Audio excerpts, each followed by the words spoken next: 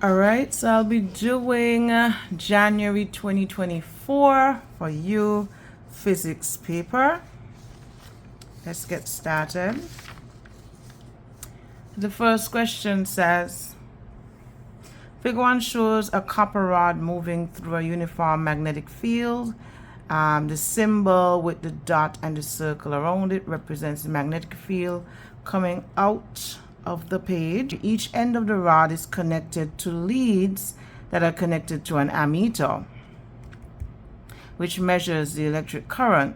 The rod is only allowed to move in a horizontal direction, which is left to right, while in the magnetic field. And the question asks to draw an arrow on the rod to indicate the direction of the induced current when the rod moves to the left.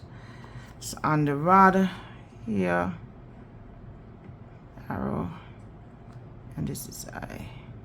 You'll have to use Fleming's left-hand rule, where the thumb represents force, the second finger represents the direction of the magnetic field, and then the third finger represents current. So FBI, that's what you do. So in the exam room, you could write F right here, B on your second finger, and I on the third finger.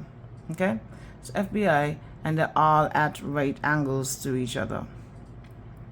So they said that draw an arrow on the rod to indicate the direction of the induced current when the rod moves in to the left. So the rod is moving to the left. They also said that the magnetic field up here, they said the magnetic field is coming out of the page. So it's like that.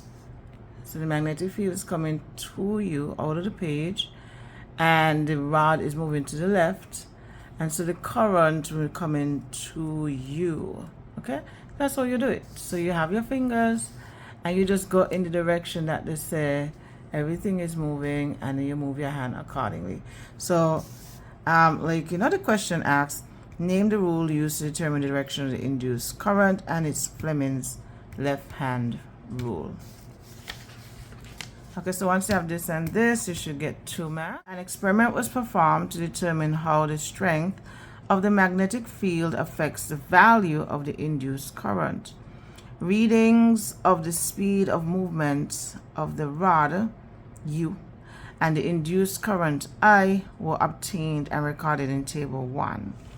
And then we have Table 1 right here with missing parts. And thankfully, they have some values here that we can use for checking back to see if what we're doing is correct. So it says, given that the rod has a resistance of 25 ohms, use Ohm's law to calculate Table 1 by calculating the induced EMF, voltage. So Ohm's law uses the relationship between voltage, current, and resistance, where voltage is directly proportional to current, and it is indirectly proportional to resistance. So therefore V is equal to current times resistance. Because we're looking for voltage, we're going to multiply current by the resistance that they gave us. So we have the column for current. So all we do is do exactly what I have here, where I take the number here and just multiply it by 25, and I get 0.113, and we increase as we come down. Okay, and what I did is match back the number of decimal places, which is what you want to do, and because it's 3 decimal places, I just followed suit. 0.113, 0.538, and 0.750. So we had to plot the graph for number 2. It says, use the results from Table 1 to plot a graph of induced current V against speed of movement U in meters per second on the grid provided in Figure 2 on page 7. Then it said, draw the line of best fit through the points. So then therefore your y-axis would be your induced EMF, and the speed of movement will be your x-axis. Okay, and now so you could even make it easy on yourself. So what I would do is put X right here and Y right here, so I could follow. And once that is done, I just plot. So this is an easier scale to plot in terms of in terms of even looking at it. So you see they follow each other. 0.1, 0.2, 0.3 is not there. 4, 5, 6, 7. So you could just start out your scale at 0 and do the spacing accordingly. Because you want a large graph, you want your graph to be at least more than half of the graph paper that they provided. You make your scale as wide as you can, and since it only goes up to 0.6, I think, no, 0.7, you can go right across because you have enough space for that. Every 10 spaces, 0.1. You could do the same thing for the Y scale, even though you have 3 decimal places, because when you work it out, you get that each little point in between here will be 0.01. So you would just subtract 0 from 0.1 for you to be able to calculate how much each space in here will be equal to. Always subtract the smaller number from the larger number and divide by the amount of spaces, which is 10 spaces in here. So you just count 1, 2, 3, 4, 5, 6, 7, 8, 9, 10 each little box, and you get 0.01. So you just go up accordingly: 0.01, 0.02, 0.03, 0.04, 0.05, 0.06, 0.08, 7, 0.08, 0.09, and then we have 0.1. And we just keep going: 0.11, 0.12, blah blah blah, and you go up. And that's how you plot. So when 0.1, when X is 0.1, Y was 0.113. So this is 0.11, and this is 0.12. So 0.113 will be between these 2 points right here, this and this. And then you plot accordingly. So for me, what I did, I plotted, and when I found my best fit line, I found that my line was closer to 1, 2, 3, 4, 5 of the 6 points. And so I just ignored this point. And in ignoring it, I was able to find 2 points on the line. Well, I found 2 points on the line where Y1 was equal to 1.2 volts and X1 was equal to 0.75 meters per second. And then the next point, I did it down here. So you want to find 2 points on the line that is at least, covering all of the points if you can get that done. And make sure that whatever point you find is on lines on the graph that overlap. So for this one, again, Y1, I chose this as my first point. This could be a second point as well, but I found this as my first point, and I found that when you extrapolate across, it became 1.20 volts, and then my X coordinate for this one was 0.75 when you go down here, meters per second. Then for my second point, it was smack dab in between when it was Y is 0.06 volts and X is 0.06 meters per second. So pretty much it worked out fine. And then when I calculated the gradient, now the gradient is rise over run, change in Y over change in X, where I did the difference between the two. I just used the values that I put on the graph, and I found it to be 1.65 volts seconds per meters, right? And then we had to use the gradient to solve the next question. It says the gradient G is related to the length of the rod L by the equation G equal to 4.3 L. Calculate the length of the rod L using the answer obtained in B3. So if G is equal to 1.65 Vs over M and G is 4.3 times L, then L will be equal to, if we transpose, it will be equal to G over 4.3, where L would then be equal to 1.65 Vs over M over 4.3 to give us 0.38 Vs over M. Experiment shows that increasing the speed of movement can increase the induced EMF. Give one other factor which would increase the induced EMF in the rod. So I wrote two. The first one would be the strength of the magnet. If you increase the strength of the magnet, this would increase the induced EMF. And if you increase the cross-sectional area of the coil, making it bigger so more current can pass through, you would also increase the induced EMF of the rod. Now, I don't want to cause a panic attack. So, for those students who did not ignore a point and they did draw a best fit line, never fear, I did draw a best fit line through all of the points because I know most students would do this. And I found a point here and a point here on the line, as you can see. And this was my point 1 and this is my point 2, and all I did was find the coordinates for each of these points. And if you look over here, I found the difference in y over the difference in x, y1 minus y2 over x1 minus x2, and I found my vs over m to be 1.31. That was my gradient, and then I stuck my gradient in the equation that they wanted us to, and I found L to be 0.30 vs over m. Now, I don't think they're going to penalize anybody that greatly because they usually mark within a range. However, if you got these numbers, very good.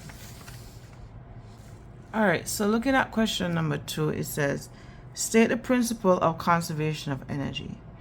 Energy cannot be created or destroyed. It can only be transformed from one form to another. 2 points. Then here it says, define the term momentum, state its SI units. Momentum is a product of mass in kilograms and velocity in meters per second. It has SI units of kilograms, meters per second. It is a fundamental concept in physics that quantifies the motion of an object.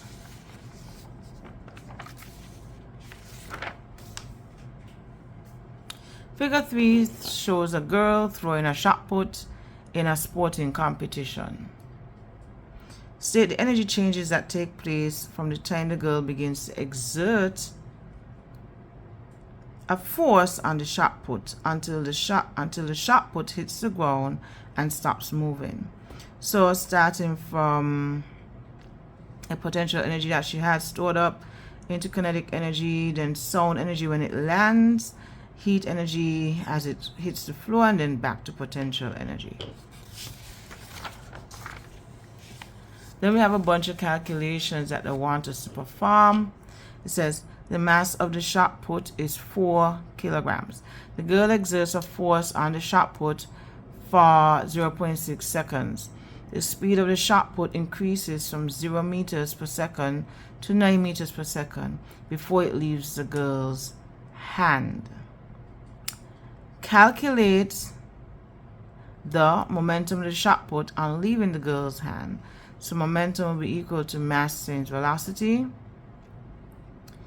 And we have here 4 times 9, which is the difference here, to get 36 kilograms meters per second. Then the acceleration of the shot put, acceleration is equal to change in velocity over time, which will be equal to final velocity minus initial velocity over time. And we get 15 meters per second squared. Then it says the average force exerted. Force is equal to mass times acceleration. And so we have here, we already calculated the acceleration up here. And we have the mass, which is 4 kilograms, times 15 meters per second squared will give us 60 kilogram meters per second squared, which is equivalent to 60 newtons. And that's 15 points. Alright, so moving on to question 3, we have a fancy car. It says, figure 4 shows a car on a sunny day in a Caribbean country. A tourist placed a sunshade inside the windscreen to reduce the temperature rise of the air inside the car. Which material, dull black, dull white, shiny black, shiny white, is most suitable for the outer surface of the sunshade? Justify your choice. Well, shiny white is more suitable for the outer surface of the sunshade because shiny surfaces reflect radiation well, and the white objects or surfaces are poor absorbers of heat and therefore poor emitters of heat. Then it says, complete the scenarios below by inserting the word which best describes the main process of thermal energy transfer. A girl goes for a walk on a cold day. She touches an iron gate that removes thermal energy from her hand, and this energy is then transferred through the iron gate by conduction because it's touch. Now, number 2 might have fooled you a bit. It says the girl holds the sides of a cup containing a hot drink. Her hand gains thermal energy by conduction because it's through touch. The convection current is going on inside of the solution. Remember, it happens via air, well, fluids. So what you would have is convection currents inside of the hot liquid. But when she touches the mug, it conducts the heat to her hand because she's touching it. Okay? She's touching a solid cup. Her hand did not go in the liquid, so via conduction. When farm workers light a fire, the girl warms her hand by the side of the fire. Her hands gain thermal energy by radiation.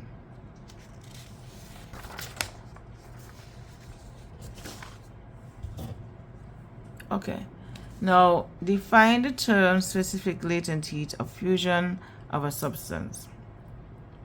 This is the amount of heat required to change 1 kilogram of a substance from a solid to a liquid, or from a liquid to a solid at its melting point without changing the temperature, where EH is equal to mLF. Now, small pieces of ice with a temperature of 0 degrees Celsius are added to 0.35 kilograms of water. The initial temperature of the water is 24.5 degrees Celsius. The water loses 35,000 joules of thermal energy as the temperature of the water decreases to 0 degrees Celsius. Calculate the specific heat capacity of water. Okay, so we are given the temperature of the ice, and we're given the mass, the initial and the final temperature of the water, and the energy lost from the water.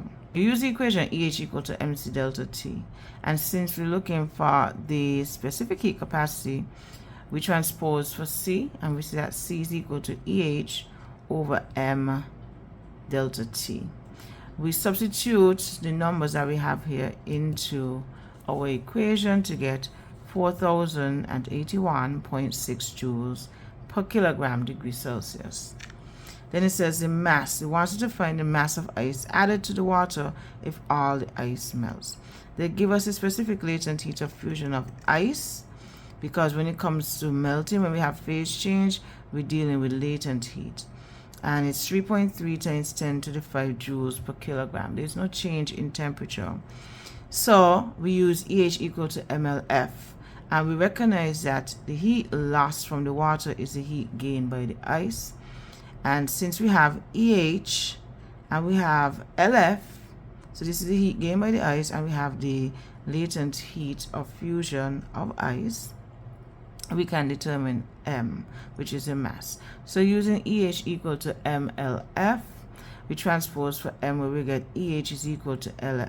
EH is divided by LF, and we divide 35,000 joules by 330,000 joules per kilograms to get 0.11 kilograms of ice. Okay, so now we're in section B, question 4. Visible light, radio waves, X-rays, infrared radiation, gamma radiation, and ultraviolet radiation are types of electromagnetic waves. Name the electromagnetic waves in each of the regions labeled A, B, C, and D in the electromagnetic spectrum. Now, to remember this, you can use the mnemonic: raging Martians invaded Venus using X-ray guns. R for radio waves, M for microwaves, I for infrared radiation, V for visible light, U for ultraviolet radiation, X-rays is given, and then G for gamma. So we're going from lowest wavelength, shortest wavelength, to longest wavelength. So we're going upwards from bottom to top. So we're starting from the gamma rays. The next one will be X-ray, then ultraviolet. We have visible, then infrared, then microwave. So it was just a part of the spectrum that dropped off the radio waves, and we just label accordingly, as you can see there. Then it says state which sound wave parameter affects each of the following properties of a musical note. Pitch is affected by frequency, and loudness is affected by amplitude. A person standing 100 meters from a wall claps his hand and hears an echo 0.6 seconds later. Calculate the speed of sound in air. I drew it. Here's a person that's 100 meters away from the wall. So the sound would have traveled twice away from the person to the wall and back. So the distance would have been 200 meters because sound traveled twice. And the time it took for the sound to do that was 0.6 seconds. So if speed is equal to distance over time, we have here 200 meters over 0.6 seconds to give us the speed of sound in this particular situation to be 333.3 meters per second. Also, it says figure 6 shows a plane mirror AB. A ray of light strikes the mirror at point X with an angle of incidence I between 0 degrees and 90 degrees. Complete the diagram to show the path of the incident ray and the corresponding reflected ray. Mark on the diagram the angle of incidence I and the angle of reflection. So all you had to do was use a ruler and draw a line, which would be a normal. A line would be 90 degrees, so you can use a protractor as well to measure this. The line will be 90 degrees, this normal 90 degrees from the mirror plane, which is this one.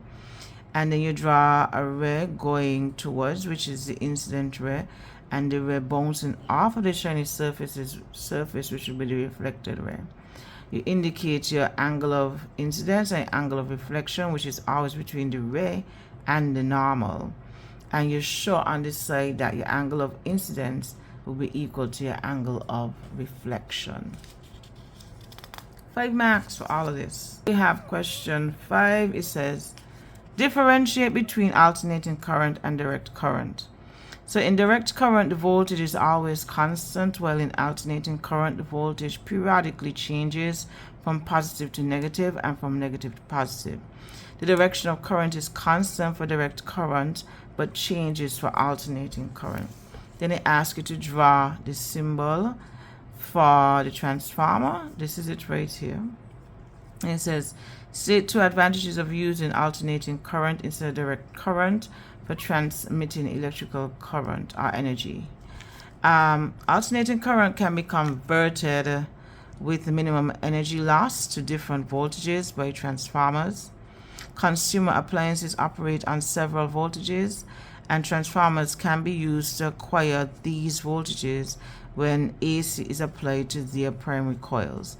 The efficiency of transformers is typically above 95%.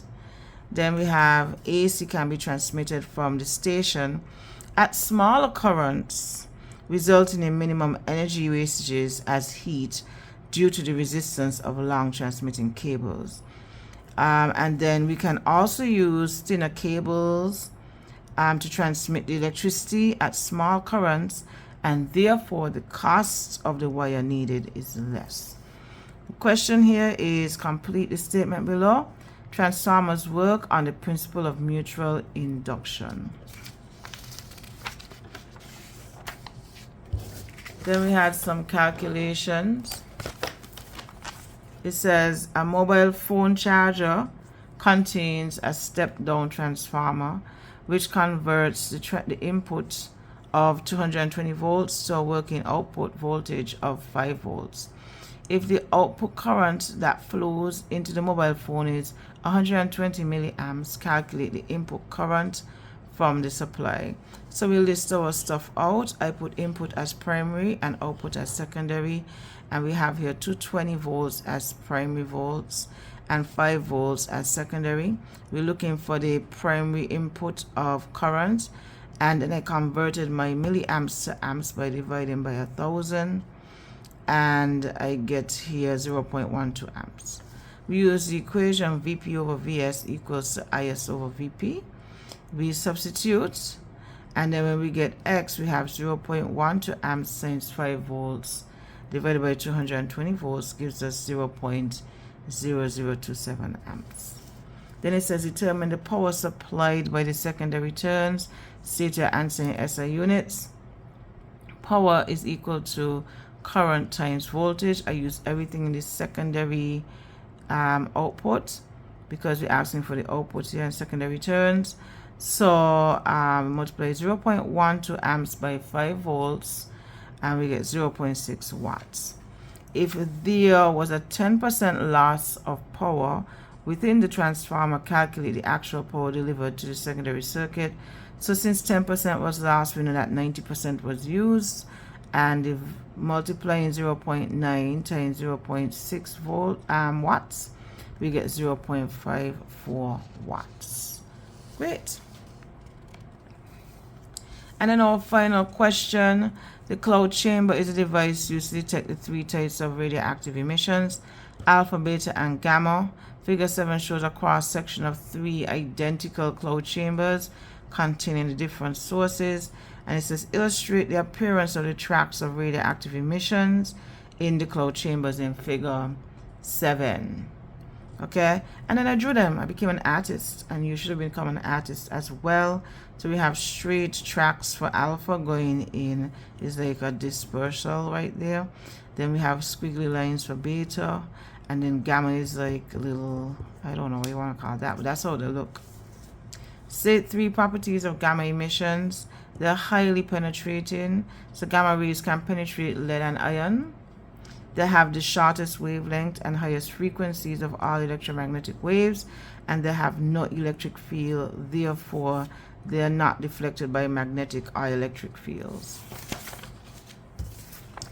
Then we're given our infamous graph or exponential graph here, radioisotope against time elapse, and we're asked to determine the initial mass of the radioactive isotope. Again, it is 2 spaces above 1200. I got a copy of a copy, so let's hope that's how it looks.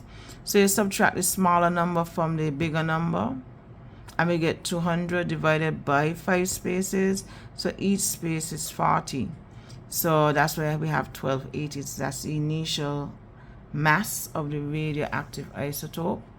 And then what we have to do now, it says calculate the average half-life of the radioactive isotope, showing all working. So you have to go for half of 1280, 640. So we go across and down, and we figure out that each space between here is 1, 2, 3. So 1 less than 15 is 14 hours. And then half of 640 is 320. And when we come down here, we get to 28. So I subtract 14 hours from 28 to get the actual distance here. Well, the actual half-life, which is 14 again. And then I did it a third time just to make sure. And I got to 42. And I subtracted 28 because it was here. So 28 from 42 gives 14 hours as well. So I was able to get the average half-life. I added all 3 divided by 3 and got 14 hours. So hopefully you got 14 hours. And then for the final question, the half-life of another radioactive nuclide is 10 hours. Determine the fraction of this radioactive nuclide that remains after 30 hours. So if the half-life is every 10 hours, the half-life of it breaks down every 10 hours. You go from the zero amount, 10 hours pass, then another half-life again would be 20 hours. Well, another 10 hours would be 20, and then add 10 again, you get 30. So every 10 hours it broke down by half. So we're gonna have 3 half-lives occurring. So then you will multiply those half-lives and you get 1/8 of the nuclei will be left after 30 hours. Okay, and that's how it's done. I hope that you were able to score many points in this exam. Best wishes. Bye.